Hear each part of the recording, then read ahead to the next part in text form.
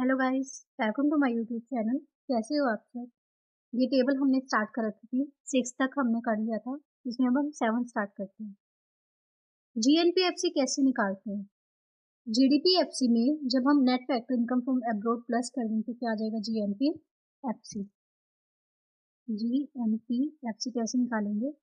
जब जीडीपीएफसी में हम क्या प्लस करेंगे? एनएफआईई।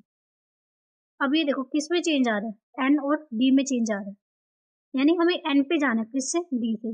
डी मतलब डोमेस्टिक। डोमेस्टिक में जब हम नेट फैक्टर इनकम को भी प्लस करेंगे तो किस पे आ जाएगा? एन। एन मतलब नेशनल। ठीक है, नॉर्मल भी अब बना सकते हो आप सारी चीज की, कैसे फॉर्मूले बन रहे हैं। एनएनपीएफसी जब जीएनपीएफसी माइनस डेप्रिसिएशन, यहाँ पे सिर्फ ये वाली चीज होगी स्टार्टिंग का। अब नेट पे जाना है ग्रोथ से, तो ग्रोथ में डेप्रिसिएशन माइनस करेंगे तो क्या आ जाएगा? नेट आ जाएगा। ठीक है, अब आप ये देख लेना, ये इतना इजी है, कोई मुश्किल नहीं है। ये देखो प्राइवेट इनकम क्या होती है?